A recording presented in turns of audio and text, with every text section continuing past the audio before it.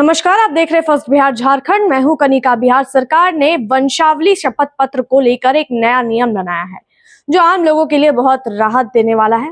पहले वंशावली बनवाने के लिए लोगों को काफी दिक्कतों का सामना करना पड़ता था, खासकर तब जब पंचायत सचिव या अन्य अधिकारी केवल कार्यपालक दंडाधिकारी जैसे एसडीओ या सीओ द्वारा सत्यापित शपथ पत्र को ही मानते थे।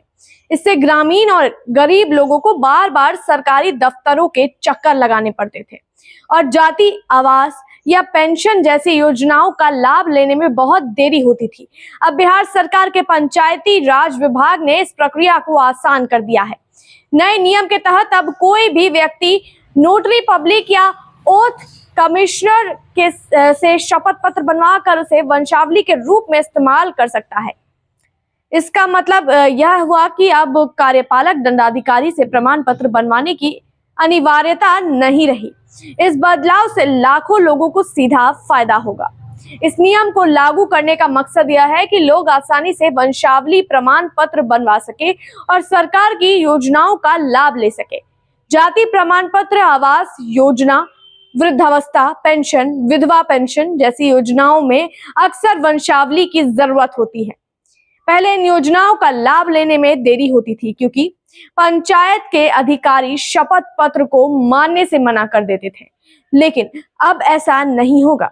अब अगर कोई आवेदक नोटरी पब्लिक से शपथ पत्र बनवा कर जमा करता है तो पंचायत सचिव उसे मना नहीं कर सकता। पंचायती राज विभाग के सचिव मनोज कुमार ने इस बारे में एक आधिकारिक पत्र जारी किया है जिसमें साफ लिखा है कि वंशावली शपथ पत्र एक स्वैच्छिक घोषणा होती है। इसे कोई भी व्यक्ति नोटरी के समक्ष प्रस्तुत कर सकता है और वह वैध मानी जाएगी, यानी अब इसे कानूनी रूप से सही माना जाएगा। इस नए फैसले में से खासकर ग्रामीण इलाकों में रहने वाले लोगों को सबसे ज्यादा राहत मिलने वाली है, क्योंकि शहरों में तो लोग किसी तरह से दफ्तर तक पहुंच जाते हैं, लेकिन गांव में कई बार लोग एसडीओ या सीओ तक नहीं पहुंच पाते। इसके अलावा समय, पैसा और दस्तावेजों की भी परेशानी होती थी। अब लोग अपने गांव के नजदीकी नोटरी पब्लिक से ही यह काम करा सकते हैं। पकड़ी दयाल के एसडीओ अविनाश कुमार ने बताया कि यह आदेश सभी पंचायत सचिवों और संबंधित अधिकारियों को भेज दिया गया है और इसका सख्ती से पालन किया जाएगा। उन्होंने यह भी कहा कि अगर अब कोई अधिकारी इस नियम का पालन नहीं करता है या आवेदक के दस्तावेज को अस्वीकार करता है तो उस पर कार्यवाही की जा सकती है। यानी अब आम लोगों को अधिकार मिला है कि वह बिना किसी डर के अपने काम करा सके।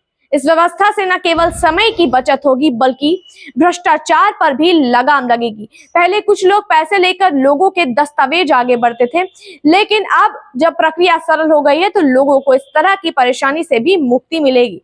सरकार का यह कदम प्रशासनिक सुधार की दिशा में एक सकारात्मक पहल है। इससे आम लोगों को लगेगा कि सरकार उनके लिए सच में काम कर रही है। नीतीश सरकार पहले भी कई बार ऐसी योजनाएं लाई है जिनका उद्देश्य लोगों की रोजमर्रा की परेशानियों को दूर करना है और यह नियम भी उसी दिशा में एक कदम है। अब जो लोग जाति प्रमाण पत्र बनवाना चाहते हैं, पेंशन के लिए आवेदन देना चाहते हैं या किसी अन्य योजना का लाभ लेना चाहते हैं, उन्हें वंशावली बनाने में अब पहले जैसी परेशानी नहीं होगी। उन्हें बस अपना शपथ पत्र किसी नोटरी पब्लिक से सत्यापित करवाना है और वह मान्य माना जाएगा। इसलिए अब समय आ गया है कि लोग जागरूक हो और इस नई सुविधा का लाभ उठाए। देखते हैं इस मामले में और आगे क्या कुछ अपडेट आता है। तब तक के लिए देखते रहिए first Bihar Jharkhand. World class surgery सेवाओं के लिए नेताजी सुभाष मेडिकल कॉलेज एवं हॉस्पिटल में न्यूरोलॉजी, आधुनिक माइक्रोस्कोप से विभिन्न तरह के ब्रेन एवं स्पाइन की सर्जरी, यूरोलॉजी, लेजर और लैप्रोस्कोपी जैसे अत्याधुनिक इक्विपमेंट से यूरोलॉजी से संबंधित सभी प्रकार के उपचार, प्लास्टिक सर्जरी, कोई कठिन घाव या विकृति, facial, nose job, laser surgery एवं सभी तरह की cosmetic surgeries. NSMCH, Amhara, Bihta, Patna.